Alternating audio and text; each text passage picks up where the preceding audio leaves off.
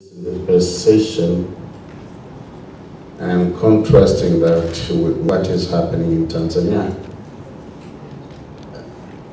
There are things already happening and probably not known, but there are still also challenges we're facing when it comes to irrigation as a whole. I was following the presentation, especially given by our Indian colleague. What was the name, Dr. Shah, yes. He highlighted very critical issues which probably differentiate what is taking place in Asia and what is taking place in sub-Saharan Africa. But for the sake of record, Tanzania, area Borandi is around 94 million hectares, and we are irrigating only 450,000 hectares. That is a very small fraction of what we can achieve. We, as a government, since independence, have been investing in large irrigation systems, about 2,400 of them, but out of those, it's only 906 which are functioning. Almost 1.7 or so, they're not functioning. And we've been taking stock, trying to understand why these massive public investments are not doing well. There are a number of reasons, but you come to realize that one, sense of ownership to those beneficiaries is not there.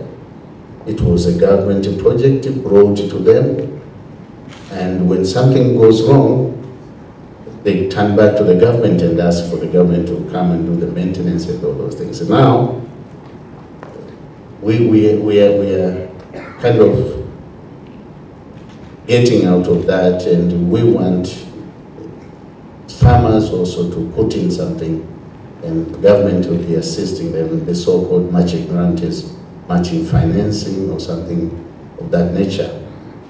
So that at least these guys will also be having something to feel that if anything goes wrong, then they will be also losing something they spent from their own pockets. We have set targets.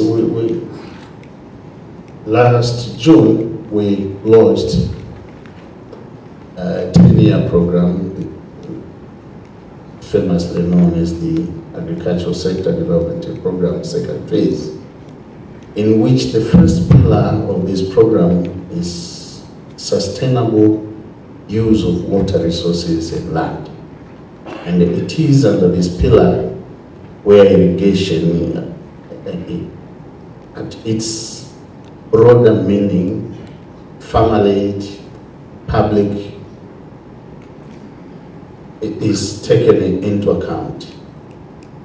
And it is under this program we've set a target of irrigating up to 1.2 million hectares by 2021. So it's a tall order to me, because I have to see it happening, that within the next 3 years at least we'll have to move from 450,000 currently being irrigated to 1.2 million. That is more than twice. But how do we make this happen? There are different schools of thought. There are some who think probably we should put in more money from the government, engage more private sector to do this. But there are things actually, if are not taken care in the first place, it is an experience. It is very difficult to achieve all these set targets. One, if we cannot take stock of what is already there, what we have, and come to pinpoint what have been the gaps, which have been the obstacles, impediments to further develop irrigation farming, it is not possible to go further smoothly. But then there is, as I was listening to the earlier presentations made here, the issue of understanding also cropped up. How much our people, our farmers, equipped with knowledge, do they really understand? Or we are just also bringing in things that, like my colleague from Uganda was saying, they've never even seen a pan, and we are talking of irrigation. That is, does that knowledge exist among our people? Does extension services reach them anyway?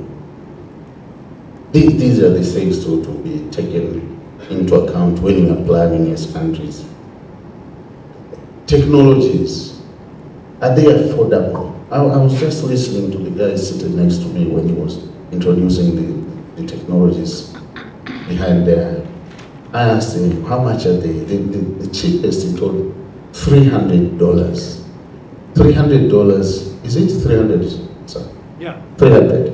For solar, yeah. Yeah, I was asking myself, $300 to my village, the place I come from, is just not within reach. That is around 700,000 Tanzanian shillings, which is half an annual income of this person. So we still have things to take into care about. One is the cost of these technologies. The young man from Rwanda was showing us what they are doing after attending school in Israel. I really admired what he said and what he demonstrated, because I saw the technology he's using to build the greenhouses. Those are from locally available materials, poles, triples, and what.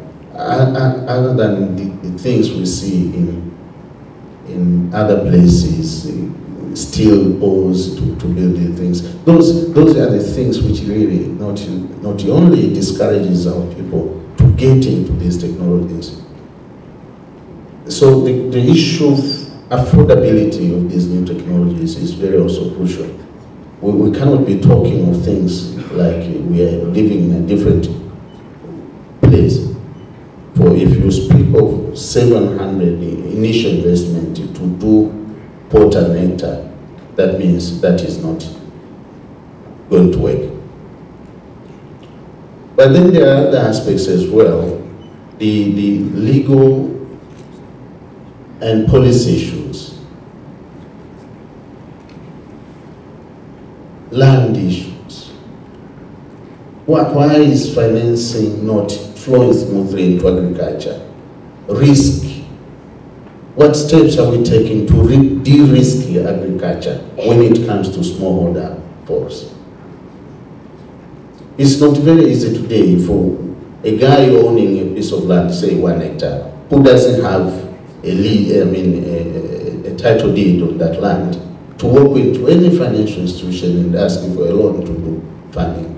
No bank, anybody is going to talk about this, but it's very difficult for such a person to access financing. We have a program of guaranteeing such loans, but then it is not done on individual farmers. It has to be done through organized groups or cooperatives, for that matter. And through those organizations or through those groupings, it's somehow easy to guarantee their loans when they are approaching financial institutions. And from what I've been hearing, well, we all tend to think irrigation is about pumps. I don't think it's only about pumps. There are still other things which have to be there also to make that pump function. What are we doing about those things? So many people are talking of drip things and what, but how expensive are those things?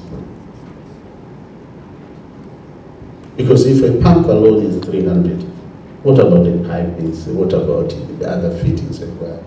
So, ladies and gentlemen, we still have to discuss in detail the things if we really want to kickstart, as the guy says.